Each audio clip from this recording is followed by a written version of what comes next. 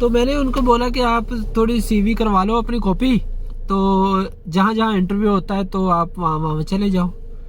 तो कुछ जगह पे मैं भी उनके साथ गया, उसके यानी कि जहाँ ट्रांसपोर्ट अवेलेबल नहीं थी, यानी कि मेट्रो नहीं चलती थी, बस नहीं चलती थी।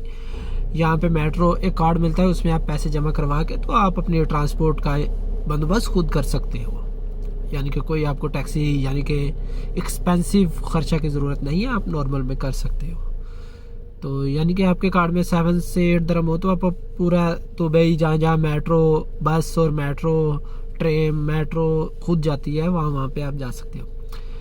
तो उसका 2-3 जगह पे तीन या 4 जगह पे उसके साथ मैं भी गया इंटरव्यू के लिए। तो उसने वहाँ इंटरव्यू दिया, तो वो डेफिनेटली एक ना सिक्योरिटी की कंपनी थी, वहाँ उसने इंटरव्यू दिया, वहाँ सेलेक्ट हो गया।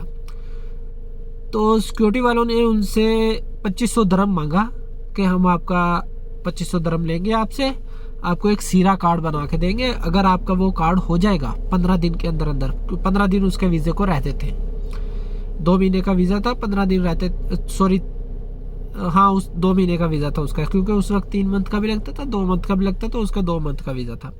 15 दिन उसके रहते थे। उसने कहा कि 2500 रुपया दे दो, तो अगर आपका वो सीरा कार्ड बन गया तो फिर आपको हम आपका 2-3 दिन में वीज़ा लगवा देंगे, अगर नहीं बना तो फिर हम आप दोबारा ट्राई कर लेना, या आपका वीज़ा ख़त्म हो जाएगा या वीज़ा आगे लगवाना पड़ेगा, फिर हम वीज़ा आपको देंगे, लेकिन पहले सीरा कार्ड लाजम है। तो उसने क्या किया, उसने आके मुझे बताया कि ऐसे उस सिक्योरिटी वाले ने ऐसे बात की। मैंने फिर उसको कॉल किया, मैंने बोला सर कि ये मेरा कज़न है, तो आप ऐसे कीजिए, ये भी इनके भी थोड़े हालात ऐसे हैं, तो थोड़ा सा मैं हेल्प कर देता हूँ, थोड़ी आप हेल्प कीजिए, ऐसे आके हम आपको 1500 दरम दे देते हैं, अगर इसका सीरा कार्ड बन गया तो आप इसको दे दीजिए, वीज़ा परमानेंटली वीज़ा लगवा दीजिए सिक्योरिटी का, अगर नहीं बना तो फिर हम कुछ ऐसा करेंगे कि हम इसका दोबारा वीज़ा लगवा के तो ये कंटिन्यू रखेंगे सीरा कार्ड। तो उसने बोला ठीक है, लेकिन खैर अल्हम्दुलिल्लाह उसका ना 7 से 8 दिन में सीरा कार्ड बन गया, यानी कि 1 वीक में सीरा कार्ड बन गया। तो उसके बाद उसका वीज़ा लग गया। मेरे कहने का मकसद ये है, अगर आप एजेंट के थ्रू दुबई में आए हो, क्योंकि किसी आदमी को कोई और सहारा नहीं होता, एजेंट के थ्रू दुबई में आ गए हो तो खाली एजेंट के थ्रू नहीं रहना, अपने तौर पे भी कोशिश करनी है। अपने तौर पे कोशिश करोगे तो आपको आपका जो माइंड है उसके माइंड में ये आपके माइंड में ये बात नहीं रहेगी कि मैंने उस पे के ऊपर भरोसा कर लिया, मैं इसलिए बर्बाद हो गया एजेंट के ऊपर। अगर आप एजेंट के थ्रू आ जाते हो तो आप अपने तौर पे भी कुछ ना कुछ करो, अपने तौर पे भी कुछ ना कुछ करो।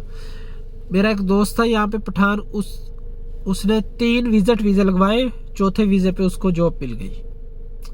और ये नहीं, आप ये मत देखो कि मैं इतना पढ़ा लिखा हूँ मेरे को सैलरी कम मिलती है। जो नया बंदा आता है ना उसको 1500, 1600, 1700, 1800, 1900, 2000, जहाँ जितनी सैलरी मिले वहाँ पकड़ ले, वो जो मत जाने दे।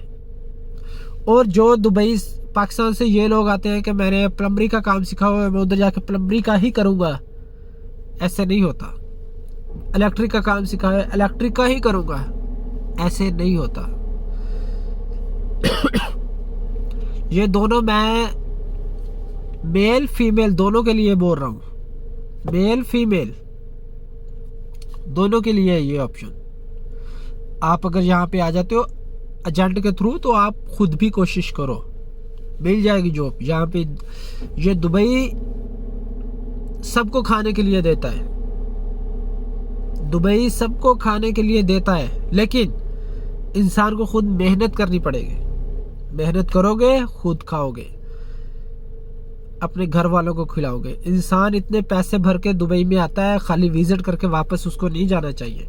मैंने बहुत से लोग देखे हैं मेरे रूम पे, क्योंकि मैंने जैसे आपको बोला मैं बेड स्पेस देता हूँ, मेरे रूम पे लोग आते हैं, आके सारा दिन सोए रहते हैं, नेट चलता रहता है, यहाँ नेट की स्पीड भी अच्छी होती है, गेम में खेलते हैं, सोए रहते हैं। वो एक और गेम आई थी, मैंने तो वो अभी तक डाउनलोड नहीं की, ना ही मुझे ज़रूरत है उसकी करने की, क्या बोलते हैं उसको, पबजी। पबजी गेम है एक, वो सारा दिन लोग खेलते थे, आधी आधी रात को हैंड फ्री लगाई होनी, बड़ बड़ बड़ बड़ बड़, ना हमें सोना ना खुद सोने देना। तो वो मैंने वो बोला कि लोग अपने माँ बाप का पैसा लगा के यहाँ पे आ जाते हैं, उनको ये मालूम नहीं होता अगर हम यही 2 महीने अगर हम मेहनत कर लेंगे, हम ये 2 महीने मेहनत कर लेंगे, सारी ज़िंदगी आराम से खाएंगे। मैंने बताया मैं 2014 में यहाँ पे आया था, 2014-15 मैंने मेहनत की, 2016 में मैंने एक कंपनी बनाई, शॉप डाली, ये फ्रिज AC वॉशिंग मशीन की रिपेयरिंग की, यानी कि वर्कशॉप जिसे बोलते हैं, रिपेयरिंग की डाली। तो वो मेरा काम इतना नहीं चला, फिर मैंने कंपनी बंद कर दी।